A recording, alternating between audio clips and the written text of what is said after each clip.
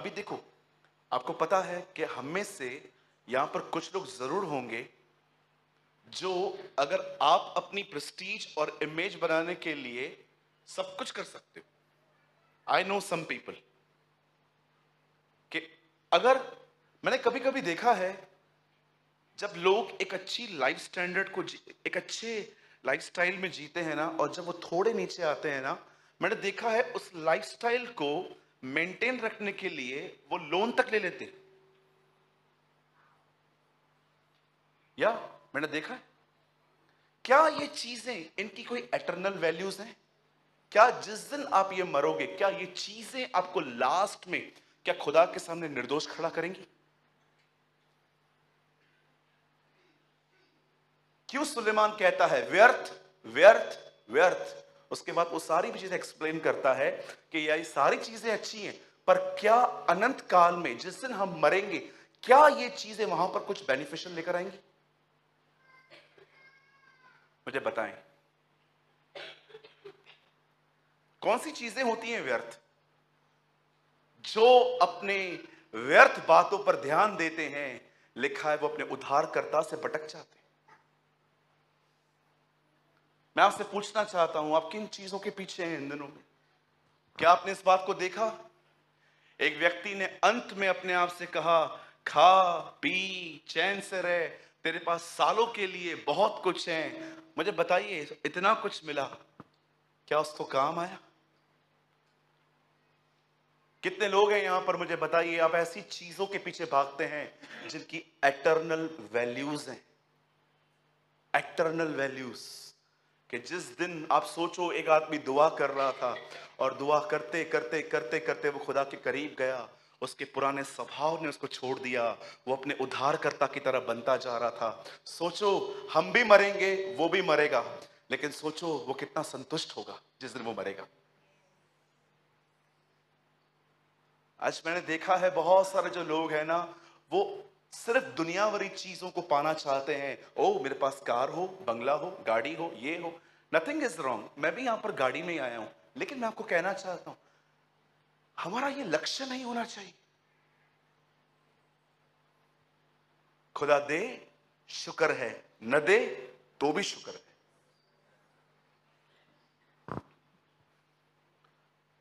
मैं जब भी देखता हूं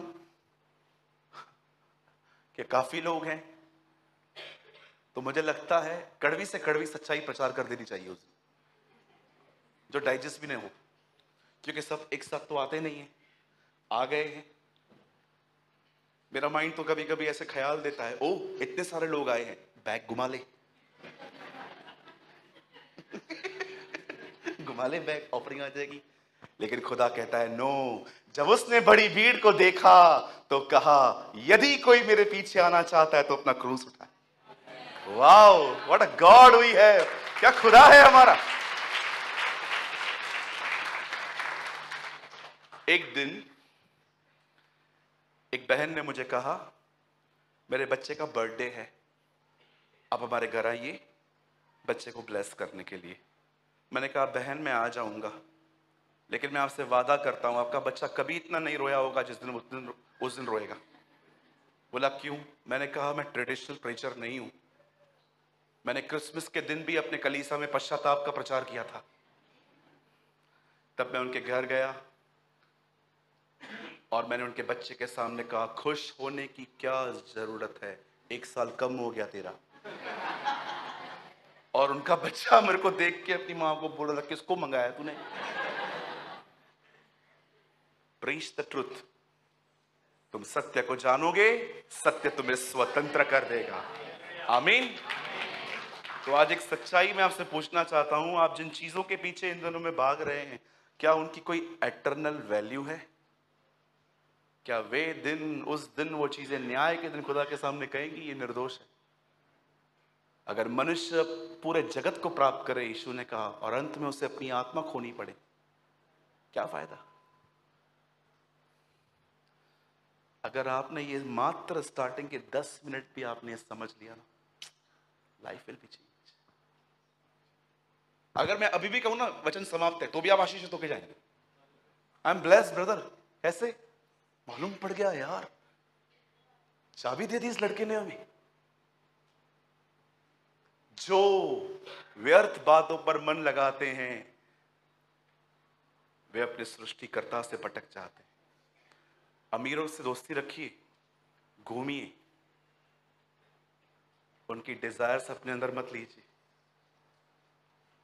मेरे भी दोस्त हैं, टू व्हीलर पे घूमते ही नहीं है वो लोग, उनको तौहीन लगती है, उन्हें लगता है टू व्हीलर मेरे लिए थोड़ी ना है, वो बड़ी बड़ी गाड़ियों में घूमते हैं। मैं भी कभी कभी उनके साथ रहता हूं, लेकिन उस कार में बैठ के मैं कभी ये नहीं कहता कि खुदा मेरे को ये चाहिए। मैं प्रभु को कहता हूं, प्रभु मेरी इनोवा इससे बेटर है, तूने दी है, क्योंकि वो तूने दी है मुझे। आमीन। लेकिन कभी कभी हम लोग करते हैं ना, दूसरों के साथ रह के दूसरों की डिजायर अपनी डिजायर बना लेते। अरे यीशु के साथ रहो, उसकी डिजायर अपने अंदर लो, आप माला माल हो जाएंगे। आमीन। मैं बिल्कुल भी खिलाफ नहीं हूं अगर आपके पास कार है, बंगला है, बहुत सारा पैसा है, और मैं आपसे वादा भी करता हूं, मैं और मेरी टीम कभी आपसे 1 रुपया भी नहीं मांगने वाले।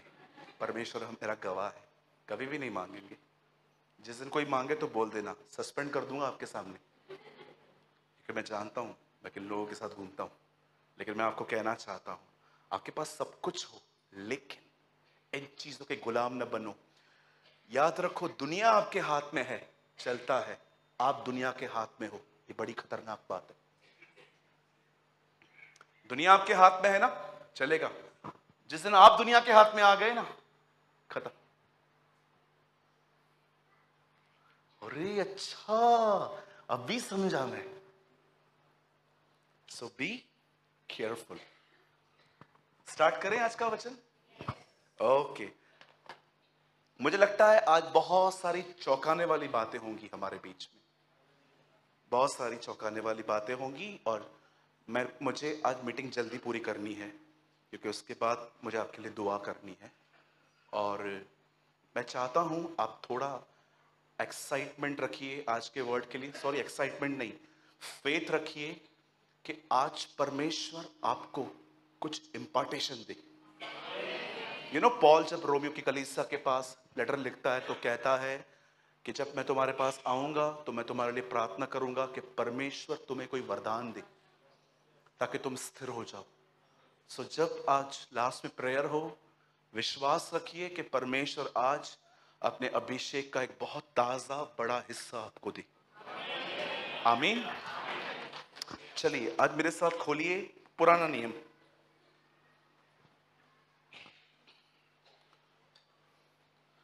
Please open with me. Bible लाए सब? हाँ, खोलिए खोलिए, जल्दी खोलिए। पहला शमूएल, ओके, इंग्लिश में 1 सैमुएल, हिंदी में पहला शमूएल, पहला अध्याय, सॉरी नहीं, 17वां अध्याय। और मीटिंग स्टार्ट करने से पहले अगर कोई नया आदमी आया है तो मैं आपको बताना चाहता हूं, हमारे चर्च में मोबाइल चिट चैट अलाउड नहीं है। ओके, अगर आपका कॉल आता है आप बाहर चले जाओ, बात करके आओ। किसको अर्जेंट कॉल करना है बाहर चले जाओ, करके बाद में आओ। लेकिन चलती हुई सभा में चिट चैट, कैलकुलेटर चलाना, कैलेंडर देखना, ये सब आप बात में करिएगा।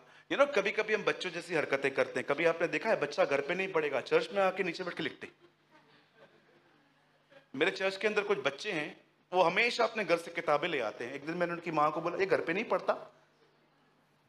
उसने बोला घर पे नहीं, घर पे पढ़ता है, लेकिन यहां पर आपको दिखा रहा है मैं पढ़ रहा हूं। तब मैंने कहा अच्छा अच्छा, ओके, कोई बात नहीं।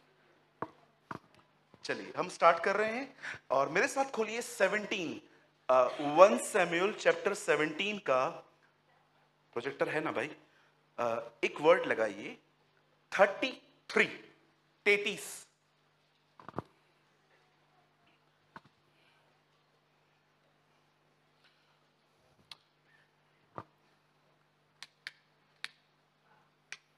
ओके। शाऊल ने दाऊद से कहा, तू जाकर उस फिलिस्ती के विरुद्ध युद्ध नहीं कर सकता, क्योंकि तू तो लड़का ही है और वह लड़कपन ही से योद्धा है। यहां देखिए सब, अगर आप बार बार बीमार पड़ते हैं तो इसका एक मुख्य कारण है आपका शरीर चंगा हो रहा है, बट शायद आपकी सोच बीमार है। ट्रस्ट मी, मुझे पता है ये चीज सब नहीं समझ पाएंगे। अगर आप बार बार बीमार पड़ रहे हैं, द रीजन इज आपके माइंड को हील होने की जरूरत है। आपके मन को कोई बीमारी नहीं है, आपके पास एक रॉन्ग माइंडसेट है जैसे इसके पास था। आप जानते हो कभी कभी परमेश्वर से हीलिंग नहीं, मेंटली हीलिंग मांगनी पड़ती है मुझे। मैं आपको सच बताता हूं, मैं कई बार परमेश्वर से जब मैं धोखा खा लेता हूं ना, जब मैं धोखा खा लेता हूं अपनी सोच के कारण, मुझे लगता था ये सही था पर बाद में मुझे मालूम पड़ता है ना कि ये गलत था, तब मैं प्रभु से कई बार कहता हूं, प्रभु मुझे यहां पर हील होने की नीड है। क्या आपने इस बात को देखा? परमेश्वर के वचन में लिखा गया है जब पतरस और यूहन्ना प्रार्थना करने के लिए उस खूबसूरत गेट से, जिसका नाम ही खूबसूरत था, ब्यूटीफुल, एक मैं आपको थोड़ा बताना चाहता हूं। सब यहां देखिए, कलाम पाक कहता है एक मंदिर था, उस मंदिर में सारे यहूदी दुआ के लिए जाते थे और उस मंदिर में जाने के कुछ रास्ते थे और उन्हीं रास्तों में से एक रास्ता था जिसको कहा जाता था beautiful gate.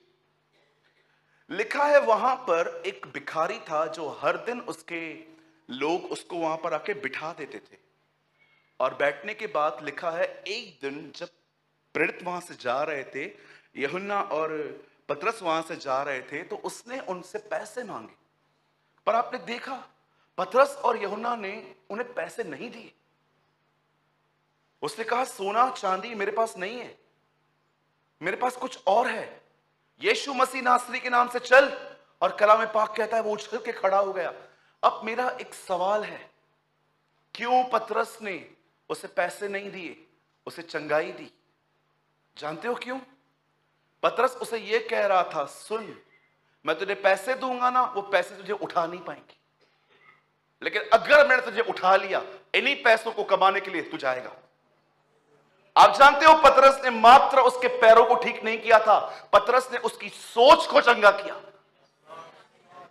So many times, कई बार हमारी सोच का चंगा होना जरूरी है। अगर आपकी सोच ठीक नहीं होती है, आई एम नॉट प्रोफेसाइंग, मैं कोई भविष्यवाणी नहीं कर रहा हूं, इट इज ट्रुथ, आपका बदन बार बार बीमार पड़ेगा। जब पतरस और यूहन्ना ने कहा, उसने कहा मुझे कुछ दो, पतरस ने कहा सोना चांदी हमारे पास नहीं है, लेकिन जो हमारे पास है हम तुझे देते हैं, यीशु मसीह नासरी के नाम से चल उठ।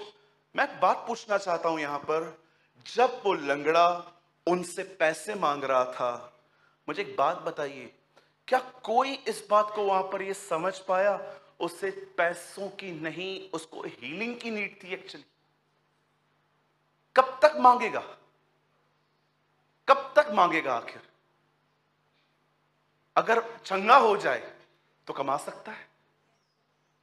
इसीलिए पतरस ने उसे पैसे नहीं दिए, उसे हीलिंग दी जो उसने मांगी भी नहीं थी। बहुत बार उस भिखारी की तरह हमें अपनी जरूरतों का पता नहीं होता है कि एक्चुअली मेरी जरूरत है क्या, व्हाट इज माई नीड। कहीं ऐसा तो नहीं है जिस चीज की मुझे जरूरत ही नहीं है खुदावन से मैं वो मांग रहा हूं। So many times आप परमेश्वर से वो मांगते हो जिस चीज की आपको आवश्यकता तक नहीं है, और आप में से बहुतों को अपनी नीड तक पता नहीं होती कई बार, क्या एक्चुअली मेरी नीड है क्या, मेरे पास क्या कुछ नहीं है, सब कुछ तो दिया है तो भी मैं खुश क्यों नहीं हूं? क्योंकि मन में असाध्य रोग लगा हुआ है। अब देखो ये हारा हुआ व्यक्ति खुद भी नहीं जाता है लड़ने, दूसरों को भी नहीं जाने देता है।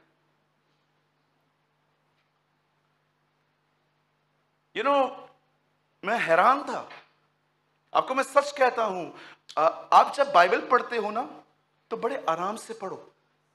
क्या कभी आप ये बिलीव कर सकते हो, उत्पत्ति 1:1 में लिखा है आदि में परमेश्वर ने आकाश और पृथ्वी की रचना की। और सेकंड में लिखा है पृथ्वी बेडोल, सुनसान और अंधकार भरी पड़ी थी। जब मैं इसको पढ़ रहा था ना, मैंने कहा प्रभु आप कोई चीज ऐसे नहीं बना सकते। कुछ तो हुआ है जिसका जिक्र यहां नहीं है। ऐसा कैसे हो सकता है? याकूब में लिखा है हर सिद्ध चीज, हर उत्तम वस्तु तेरी ओर से आती है, तू जगत को ऐसे नहीं बना सकता। मुझे बता क्या हुआ था यहां पर। जब वचन पढ़ने के बाद उसको रोककर अगर आपने कुछ सोचा नहीं ना, आप बहुत कुछ मिस कर दोगे। You will miss so many things. कभी आपने उत्पत्ति 1 और 2 पढ़ा? आदि में खुदावन ने सृष्टि की रचना की, उसने दुनिया बनाई। और सेकंड में लिखा है पृथ्वी बेडोल और सुनसान थी। कभी आपके अंदर ये ख्याल आया है खुदा कोई चीज ऐसे नहीं बना सकता बेडोल, जिसको शेप ना हो, जिसको जो फॉर्मलेस हो, जो डार्क हो, कैसे बना सकता है? क्या हुआ था यहां पर? You must understand. वो लोग दुआ करने जा रहे थे, एक लंगड़ा मिलता है, वो उससे पैसे मांगता है, पर उनको पैसा नहीं दिया जाता, हीलिंग दी जाती है, ताकि वो जाने कि उसको पैसों की नीड नहीं है, उसको तंदुरुस्त होने की नीड है। आपको पता है उसकी एज तक मेंशन है बाइबल में, वो यंग था। अरे तू बूढ़ा थोड़ी है, तेरे को चंगा, तेरे को पैसे दे, उठ, तुझे काम करना है। बहुत बार हीलिंग सिर्फ सिर्फ बदन की चंगाइयों की नहीं। मुझे लगता है आज बहुत सारे जो लोग हैं ना, वो अपने सोच के कारण परेशान है। सोच के कारण। मैं आपसे एक बात पूछ सकता हूं, बुरा ना माने तो? कभी आपने देखा है जिन जिन लोगों की गड़बड़ियां आपको पता रहती हैं, और जब वचन चलता है आप उनकी तरफ क्यों देखते हो? See your thinking. जब भी वचन चले और आपको ये लगे ये मेरे लिए नहीं, ये इसके लिए था, आपने कुछ मिस कर दिया। एक दिन मेरे कलीसिया में एक वक्ता आए बात करने के लिए। उन दिनों में कलीसिया के अंदर कुछ भाई बहनों की वजह से मैं डिस्टर्ब था, और जब वो वक्ता बात कर रहे थे, बातें करते करते करते मैं उनको देख रहा था। मैं प्रभु को बोल रहा था, प्रभु धन्यवाद आपने इनसे बात की। और मुझे प्रभु ने कहा नहीं, मैं तेरे लिए आया था।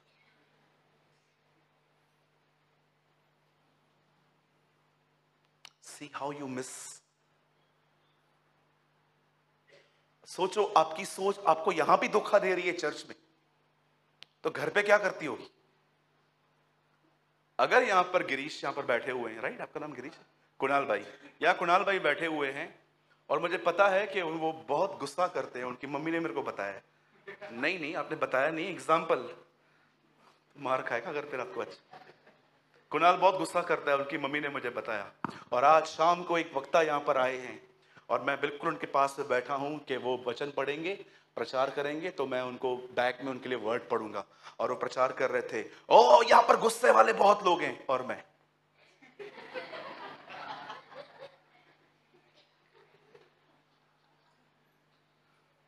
See your thinking.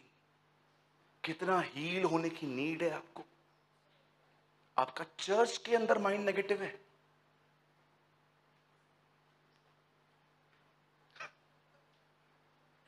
अगर आज आपको ऐसा लगता है मुझे अपनी सोच में हीलिंग की नीड है, तो आज का वर्ड आपके लिए है। आमीन। आइए, अब मैं चाहता हूं, अब आप सब ध्यान दें, मैंने वचन शुरू नहीं किया है अभी, अभी स्टार्ट करेंगे। ओके, अब देखिए यहां क्या हुआ। ये एक लड़ाई है, ये एक युद्ध है। इस लड़ाई के अंदर इजराइल और फिलिस्तीनी दो आमने सामने खड़े हैं, और आप पढ़ सकते हैं उनकी तरफ से गोलियत लड़ रहा था, और एक्चुअली यहां से शाऊल को लड़ना था। लेकिन बाइबल बताती है शाऊल जो था वो युद्ध में जाने से पहले हार चुका था। आप जानते होंगे ना इस बात को, मैंने कई बार ये प्रचार किया है, युद्ध में जाने से पहले ही हारना। अब मुझे एक बात बताइए, क्या इसने एक फाइट मारी है किसी को? ये जाए और गोलियत को जाके थोड़ा हुल दे के आए? ये जाए और वहां से उसको मुक्का मार के आए, भले ही मेरी तरह हाथ तुड़वा के वापस आए, कुछ नहीं किया है ना अब तक, कभी